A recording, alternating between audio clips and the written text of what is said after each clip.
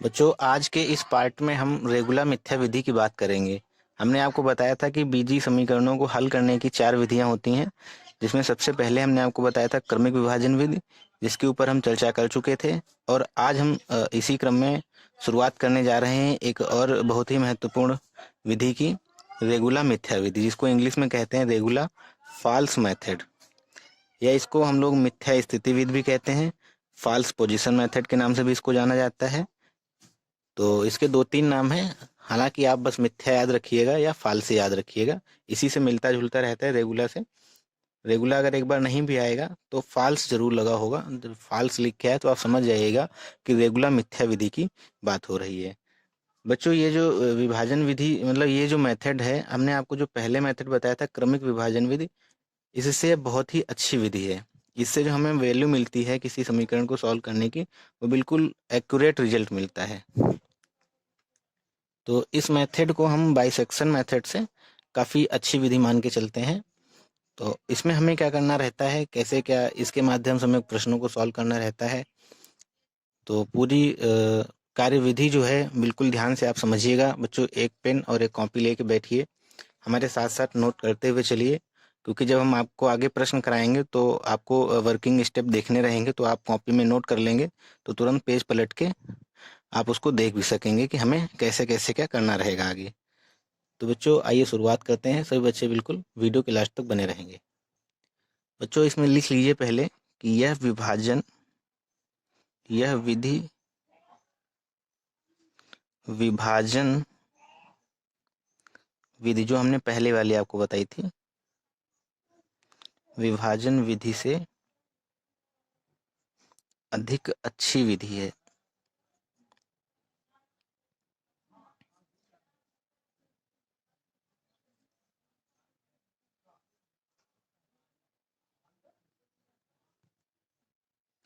क्योंकि इससे जो है ना बच्चों,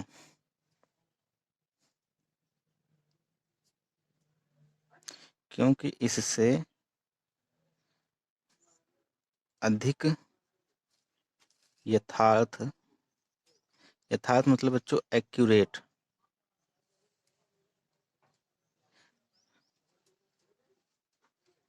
एक्यूरेट मान प्राप्त होते हैं।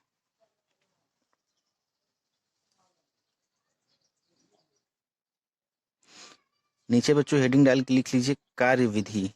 कैसे हमें इस मेथड के माध्यम से समीकरणों को सॉल्व करना रहता है। तो सबसे पहले स्टेप में आप लिख लीजिए, माना fx कोई दिया हुआ समीकरण है। जो आपको इक्वेशन दी रही होगी बच्चों, उसको fx बराबर मान के रख लीजिए, लिख लीजिए। माना fx कोई दिया हुआ समीकरण है। दूसरे स्टेप में बच्चों, जो हमने पहले आपको विभाजन विधि में बताया था कि हमें कोई दो संख्याएं अपनी तरफ से ऐसी माननी है कि फंक्शन में अगर हम उन संख्याओं को रखें तो एक बार हमें वैल्यू जो है वो निगेटिव मिले, और एक बार जो फंक्शन की वैल्यू है वो पॉजिटिव मिले। तो कैसे रखेंगे बच्चों, इसमें लिख लीजिए दो संख्याएं a तथा b इस प्रकार से लें कि fa जो है वो लेस देन होना चाहिए किससे, 0 से, यानी कि हमें कैसे वैल्यू मिलनी चाहिए, फंक्शन की नेगेटिव मिलनी चाहिए। तथा एफ बी दूसरी वैल्यू रखें तो हमें कैसी मिलनी चाहिए, 0 से बड़ी, यानी कि पॉजिटिव प्राप्त हो। नीचे लिख लीजिए बच्चों कि ए और बी का मान यह बताता है कि, बिल्कुल समझ के चलेंगे आप लोग, ए और बी का मान यह बताता है कि समीकरण एफ एक्स का मूल ए तथा बी के बीच में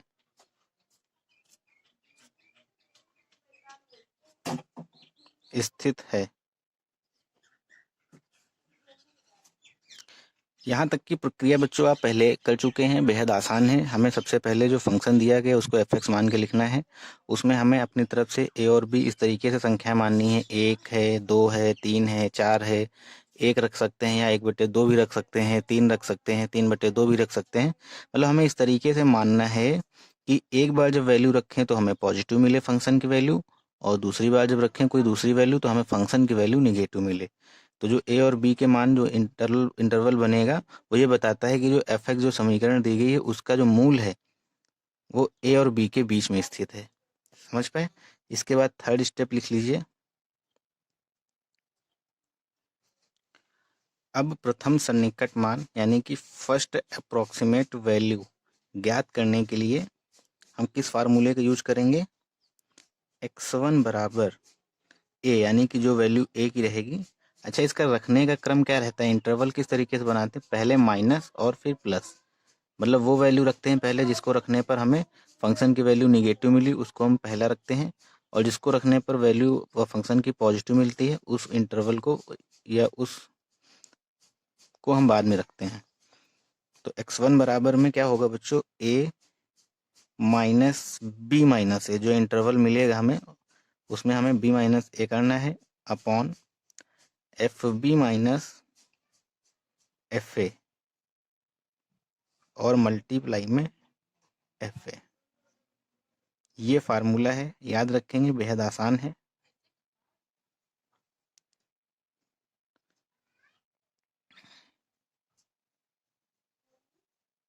का प्रयोग करें।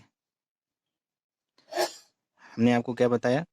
फर्स्ट अप्रोक्सीमेट वैल्यू जब हमें निकालनी हो तो उसको x1 बराबर ए और बी, हमें कुछ इस तरीके से इंटरवल जो मिलते हैं, पहले ए रखेंगे, माइनस का साइन लगाएंगे, ऊपर रखेंगे b माइनस ए रख दिया, ए के बाद बी आता है तो बी रख दिया, और b माइनस ए अपॉन में यहाँ पे F B minus F A, यानी कि जो हमें यहाँ वैल्यू मान लो 2 आई है तो हम f2 निकालेंगे फंक्शन में। जहाँ जहाँ x है वहाँ पे 2 रखेंगे, जो वैल्यू आएगी उसको यहाँ पे रखेंगे। फंक्शन में b की वैल्यू 3 आई है, हम इस वाले फंक्शन में जो दिया रहेगी, इक्वेशन दी रहेगी, उसमें x के प्लेस पे 3 रखेंगे और वैल्यू निकाल के यहाँ पुट करेंगे। मल्टीप्लाई में एफ ए, यहाँ ए यहाँ एफ ए के बाद b माइनस ए, ऊपर b माइनस ए तो नीचे F B minus F A. बेहद आसान है। अगर आप ऊपर a माइनस बी करते हैं तो नीचे क्या करेंगे? F A minus F B. ठीक है, अभी हम क्वेश्चन कराएंगे तो आपको समझ में आएगा। इसके बाद फोर्थ स्टेप लिख लीजिए। अब दूसरा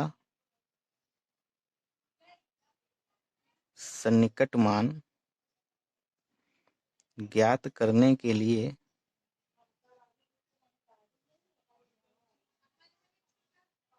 अब दूसरा सन्निकट मान ज्ञात करने के लिए क्या करेंगे? fx1 ज्ञात करें, पिछले वाले प्रश्न की तरह। जो हमें x1 की वैल्यू मिल जाएगी उस x1 पे हम पूरे फंक्शन को चेक करेंगे कि हमें वैल्यू पॉजिटिव मिल रही है कि निगेटिव मिल रही है। तो हमने क्या लिखा? दूसरा सन्निकट मान ज्ञात करने के लिए fx1 ज्ञात करें, उसके बाद तथा प्राप्त चिन्ह के अनुसार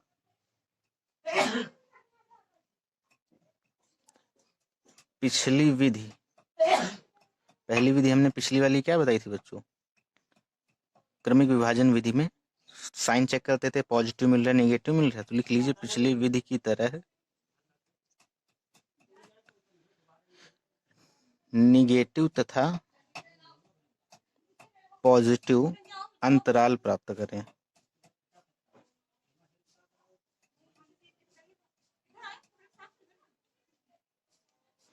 ठीक है बच्चों, यहाँ तक आपको समझ में आया होगा। इसके आगे बच्चों क्या करेंगे? यहाँ के आगे की जो क्रिया विधि है, साइन देखना, प्लस आया तो हमें क्या करना है, माइनस आया तो क्या करना है, वो हमने आपको क्रमिक विभाजन विधि में जो बताया हुआ है उसी आधार पे हमें जो है नया अंतराल बनाना रहेगा। अगर निगेटिव वैल्यू यहाँ से हमें इस साइन से मिलती है तो हम नया अंतराल कैसे फाइंड करेंगे, अभी चलो हम बता रहे हैं आपको। इसके आगे अंतराल प्राप्त करें, इसके बाद लिख लीजिए इससे प्राप्त एक नया अंतराल मिलेगा इसको रखने पर, इससे प्राप्त अंतराल को पुनः सूत्र ऊपर वाले सूत्र में रखेंगे। x2 बराबर जो नया अंतराल मिलेगा उसको a मान लेंगे, और जो a कॉमा b मान लेंगे, जो नया अंतराल बन जाएगा यहाँ पे, इसको a मान लेंगे, इसको b मान लेंगे। x2 बराबर a माइनस, फार्मूला हमें यही रखना है, fb माइनस fa, और मल्टीप्लाई में क्या होगा बच्चों, fa।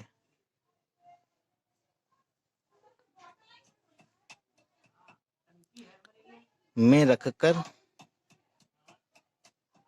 x2 ज्ञात करें।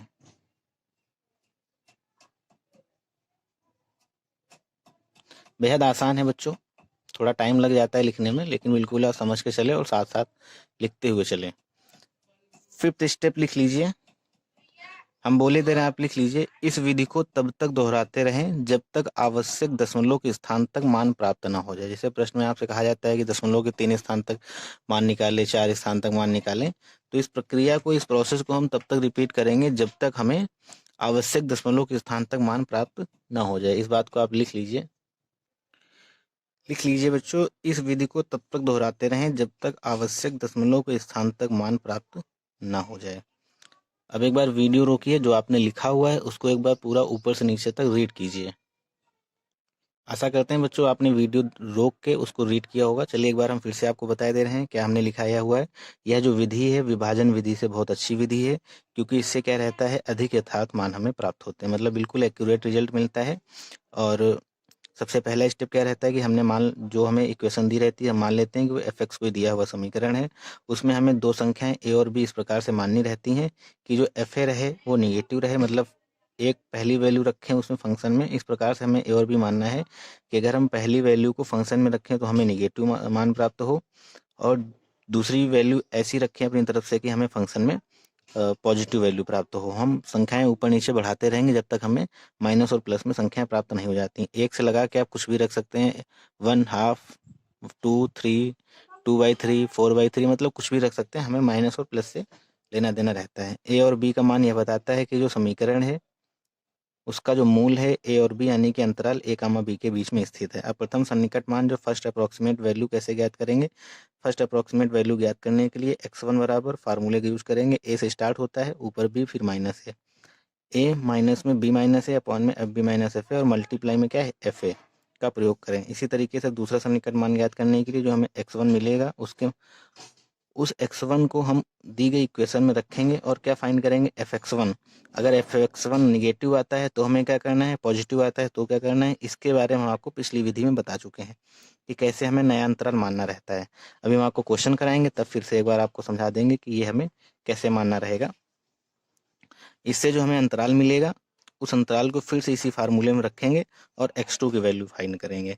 संभवतः दूसरे दूसरे जब मतलब जो दूसरा सन्निकट मान हम प्राप्त करते हैं उसी में दशमलव के 3 स्थान तक वैल्यू हमें मिल ही जाती है। लेकिन अगर फिर भी नहीं मिलती है तो हम इसको तब तक दोहराते रहेंगे जब तक हमें आवश्यक दशमलव के स्थान तक वैल्यू प्राप्त ना हो जाए। तो बच्चों इसको नोट कर लीजिए, हम आगे अब क्वेश्चन आपको करा रहे हैं, इसी के ऊपर बेस्ड 1-2 क्वेश्चन करा देते हैं तो आपकी प्रैक्टिस अच्छी हो जाएगी। बिल्कुल बच्चों वीडियो के लास्ट तक बने रहिएगा। वीडियो पसंद आया हुआ है तो वीडियो को लाइक कर लें। बच्चों क्वेश्चन दिया गया है, समीकरण x³ माइनस 3x माइनस 5 बराबर 0 के मूल का जो मान है वो रेगुलर मिथ्या विधि के माध्यम से दशमलव के 3 स्थानों तक ज्ञात कीजिए। ये बच्चों आपको प्रश्न में दिया गया है। तो सबसे पहले हमने आपको फर्स्ट स्टेप क्या बताया हुआ था, आप बिल्कुल देखिए यहाँ पर। फर्स्ट स्टेप हमने आपको क्या बताया था कि जो समीकरण दी जाए उसको आप fx मान के रख लीजिए। लिख लीजिए, सिंस fx बराबर x³ माइनस 3x माइनस का 5, ये इक्वेशन आपको दी गई है। इसके बाद हमें अपनी तरफ से ऐसी वैल्यू इसमें पुट करनी है। आप 0 से भी स्टार्ट कर सकते हैं, 1, 2, 3 से स्टार्ट कर सकते हैं, 2 से स्टार्ट कर सकते हैं, अपनी तरफ से कुछ भी रख के आप स्टार्ट कीजिए। माना हमने बच्चों 1 से स्टार्ट किया, अगर आप यहाँ पे 1 रख रहे हैं इस पूरे फंक्शन में x के प्लेस पे, तो हो जाएगा 1 माइनस 3 माइनस 5 इक्वल में क्या आएगा, -7। तो हमें क्या मिलेगा, निगेटिव। इसी तरह से बच्चों अब f2 निकाल लेते हैं, 2 पे देखते हैं क्या मिल रहा है हमें। 2 का क्यूब करेंगे तो 8 हो जाएगा, माइनस 3 2 जा 6 हो जाएगा, माइनस का 5 सॉल्व करेंगे तो बच्चों ये आएगा माइनस का 3, जो कि हमें फिर से निगेटिव मिल गया। अगर एक बार निगेटिव मिल गया तो हम तब तक वैल्यू रखते चले जाएंगे आगे बढ़ा बढ़ा के जब तक हमें पॉजिटिव ना मिल जाए। 3 रख के देखिए ले रहे हैं, F3 बराबर 3 का क्यूब करेंगे तो 27 माइनस का 9 माइनस का 5 इक्वल में क्या आ जाएगा 13, जो कि कैसा रहेगा बच्चों, पॉजिटिव रहेगा। तो अब हमें ए और बी क्या मानने चाहिए, अब आप हमें बताइए जरा क्या मानना चाहिए। अगर इसको रखने पर हमें पॉजिटिव मिल गया है 3 रखने पर, तो इसके जस्ट नज़दीक वाले वैल्यू को हमें ए मानना चाहिए। तो इंटरवल क्या मिल जाएगा हमें, लिख लीजिए यहाँ पर सिंस F2 बराबर निगेटिव है एंड F3 रखने पर हमें क्या मिला, पॉजिटिव है, इसलिए जो पहला सन्निकट मूल है, फर्स्ट अप्रोक्सीमेट रूट है, वो कहाँ लाई करेगा, वो मूल अंतराल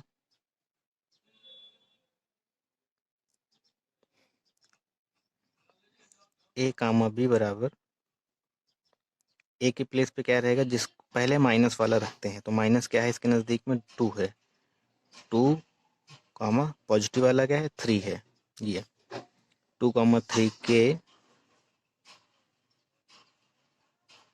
पहला सन्निकट जो मूल है वो अंतराल के बीच में प्राप्त होगा। अतः लिख लीजिए बच्चों, अतः पहला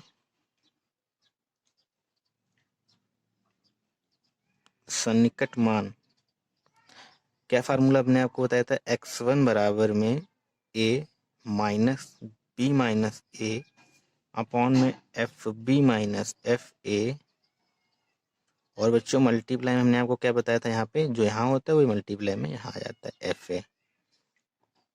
तो हमें यहाँ पे a की वैल्यू पता है 2 है, b की वैल्यू पता है 3 है, किसकी वैल्यू निकालनी, एफ बी की और एफ ए की, ये दो वैल्यू हमें निकालनी है। लिख लीजिए यहाँ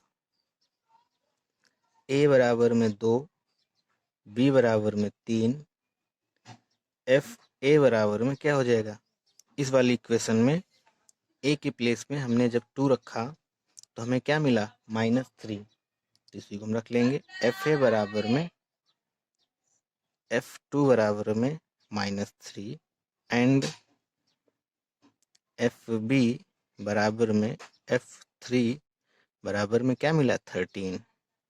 सारी वैल्यू को ऊपर रख देते हैं फार्मूले में, इसलिए x1 बराबर क्या हो जाएगा 2 -3 -2 अपॉन में 13 -3 और मल्टीप्लाई में माइनस का 3। सॉल्व कर लीजिए बच्चों, क्या आएगा यहाँ पे 2 और ये हो जाएगा 16 हो जाएगा माइनस, और ये माइनस माइनस प्लस हो जाएगा, और 3 - 2 यानी कि 1 अपॉन में 16, और 3 का मल्टीप्लाई करेंगे 1 में तो बच्चों हो जाएगा ऊपर 3 अपॉन में 16, 2 + 3 अपॉन में 16 बराबर बच्चों क्या हो जाएगा 35 अपॉन में 16। तो बच्चों हमें यहाँ से x1 बराबर क्या मिल जाएगा 2.19, 16 दूना 32, 16 एक कम 16, फिर आगे 2.19 आएगी वैल्यू। तो बच्चों ये जो वैल्यू हमें मिली यहाँ पर दशमलव के 2 ही स्थानों तक प्राप्त हुई है, हमें कब कितने स्थान तक चाहिए 3 स्थान तक, तो इसी स्टेप को हम फिर से अब रिपीट करेंगे। आशा करते हैं सभी बच्चों को समझ में आ रहा होगा। बच्चों यहाँ तक नोट कीजिए, फिर आगे हम बता रहे हैं आपको द्वितीय सन्निकट मान के लिए हमें क्या करना रहेगा। अब बच्चों जब हमें दूसरा सन्निकट मान ज्ञात करना है तो उसके लिए हमने आपको क्या बताया है कि दूसरा सन्निकट मान ज्ञात करने के लिए fx1 ज्ञात करना पड़ेगा, और fx1 ज्ञात करने के बाद जो चिन्ह हमें मिलेंगे उसके अनुसार फिर हमें दूसरा इंटरवल मानना रहेगा। तो सबसे पहला काम हम क्या करते हैं, सबसे पहला काम हम fx1 फाइंड करते हैं। लिख लीजिए यहाँ पे द्वितीय या दूसरा सन्निकट मान ज्ञात करने के लिए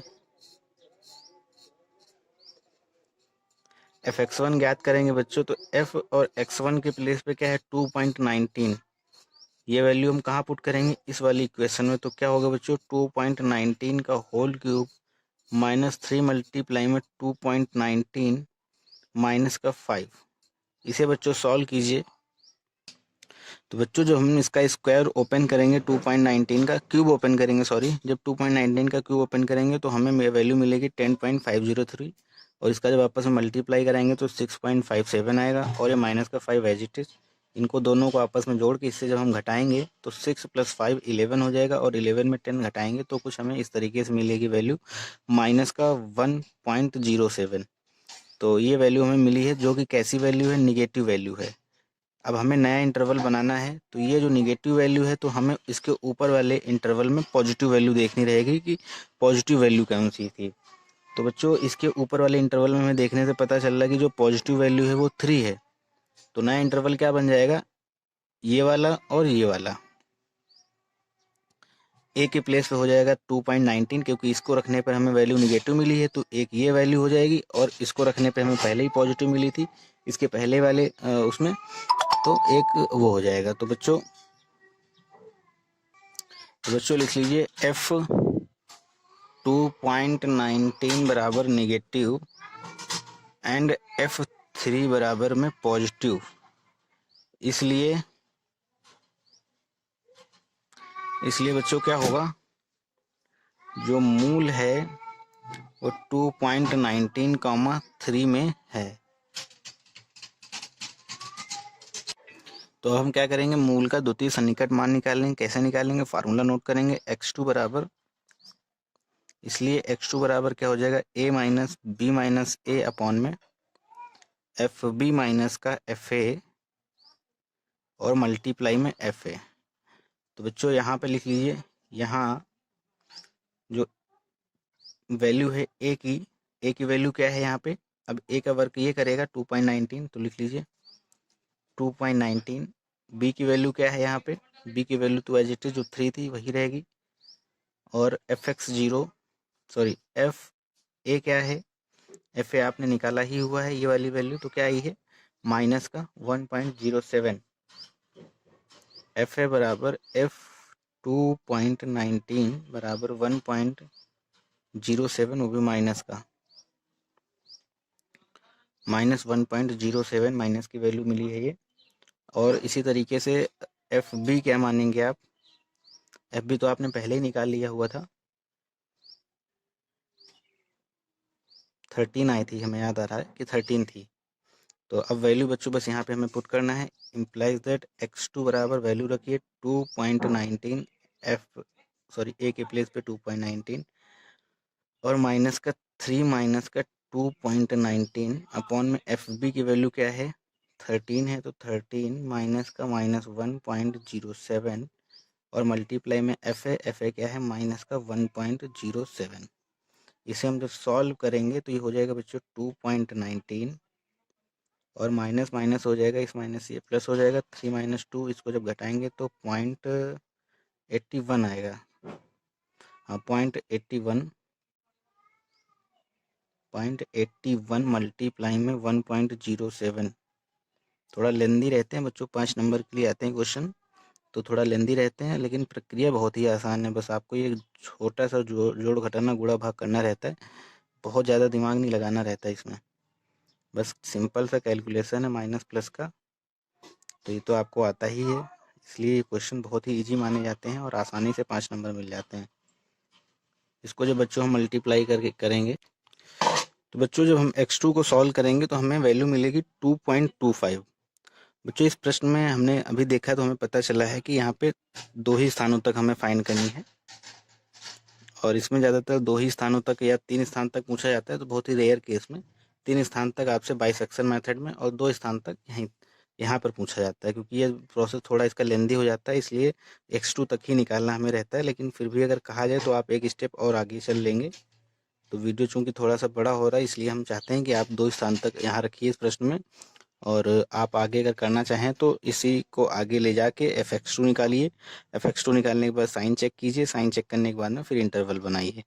तो आशा करते हैं सभी बच्चों को समझ में आया होगा। और यहाँ पर हम आपको एक बार फिर से बता दे रहे हैं कि अगर यहाँ पे बच्चों ये जो वैल्यू रखी है हमने इस वाले फंक्शन में, अगर ये वैल्यू पॉजिटिव आती तो हमें इसके पहले वाले इंटरवल से और इसका यूज करके एक नया इंटरवल बनाना रहता है। तो जब अगर हमें यहाँ पे पॉजिटिव मिलता तो हम पिछले वाले इंटरवल में देखते कि किस वैल्यू को रखने पे हमें फंक्शन की वैल्यू निगेटिव मिली थी। तो हमें पता चलता कि इसको रखने पर हमें फंक्शन की वैल्यू निगेटिव मिली थी। तो नया इंटरवल क्या बनता, ये निगेटिव वाला यानी कि 2 कॉमा और ये पॉजिटिव वाला क्या है 2.19। ठीक है, तो आशा करते हैं सभी बच्चों को समझ में आया होगा। अगर आपको समझ में आया है तो हमें कमेंट करके ज़रूर बताएं कि आपको ये वीडियो कैसा लगा और आप समझ पाए हैं कि नहीं समझ पाए हैं। और बच्चों इस वीडियो को ज़्यादा से ज़्यादा अपने दोस्तों में शेयर किया कीजिए, और जब भी लिखा करें तो कॉपी पेन लेके बैठा करें और साथ में नोट्स बनाते हुए चला करें। और बहुत ही आसान प्रक्रिया रहती है इस प्रकार के प्रश्नों को सॉल्व करने की। अब हम आप एक दो क्वेश्चन आपको होमवर्क के लिए देंगे, तो उन प्रश्नों को बस आप देख लीजिए और उन्हें आपको इसी मेथड से करके हमें आंसर भेजना है। तो हम आपको एक क्वेश्चन मिनिमम दे रहे हैं जो कि सभी बच्चों को करना रहेगा। छोटा सा क्वेश्चन बच्चों आपको हमने दिया हुआ है, समीकरण x cube plus x minus 3 बराबर 0 का मूल जो है रेगुलर मिथ्या विधि से दशमलव के 2 स्थानों तक ज्ञात कीजिए। ये प्रश्न है, सभी बच्चों को करना है। तो आज के वीडियो में बच्चों बस यहीं तक। सभी बच्चों को बहुत बहुत धन्यवाद।